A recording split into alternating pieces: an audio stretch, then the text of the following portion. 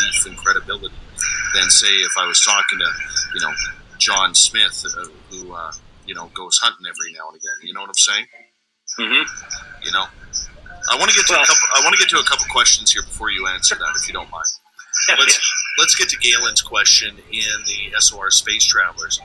She is asking, Butch, have you ever heard of the Devil's Tramping Grounds, an area with unusual lights at night? And if so, what can you tell us about it? I've heard of several. The newest one I ever heard was just a few years ago, and it was in Colorado. Colorado put up this beautiful state park, and all of a sudden it was inhabited by strange lights, all kind of really weird people hanging around. And it got to the point where the governor actually closed it down. They knocked everything apart, put it back, turned it back into forest. But the other one is that I heard of was down in Virginia. And maybe Eric can help me out with this one, but I think they called it the Piedmont Triad area.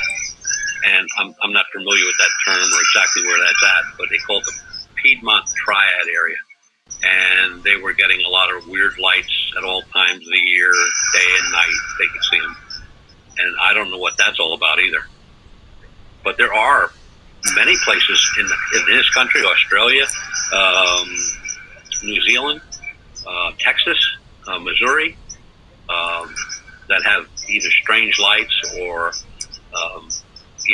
just a whole lot of weird going on. But I really don't know, what causes these lights. Now, the Brown Mountain lights, one group went down there and came up with plasma, and the guy said he could create those same lights in his microwave. Well, I don't want to be around when he does that, because he's probably going to lose the house. But they're just something to see. They're there all the time. Like, we don't have to pick a date to go down North Carolina. We can go down any night of the week and weekend and see them 24/7. But North Carolina, Virginia, West Virginia, Pennsylvania, just seems like right now they are just weird places to be, because that's where a lot of this stuff's coming out of. Next question comes from Mario. You mentioned about the bodies that have been found. Have they been mutilated or found mutilated? And if so, how do you know it's not murder? Well, that's what I'm thinking right now. I'm thinking, this may be because I see no mention of mutilation. I don't see any like this was some missing person that disappeared 6 or 8 months ago, and they just found them.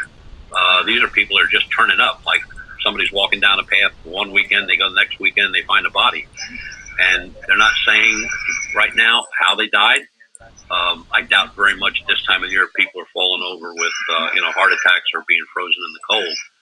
So, like I said, we got to get into the police reports and see what they say or see what they're saying, and then try to contact these people that are putting these stories forward, because there's like 3 of them. And it's really deep forest too. It's not like off the edge of a highway. And from the one report, it just seemed to me like it would have been a long way to carry a body. It was like 3 miles in. And I just don't see anybody dragging a body for 3 miles. Not if they just want to dump it. Very interesting.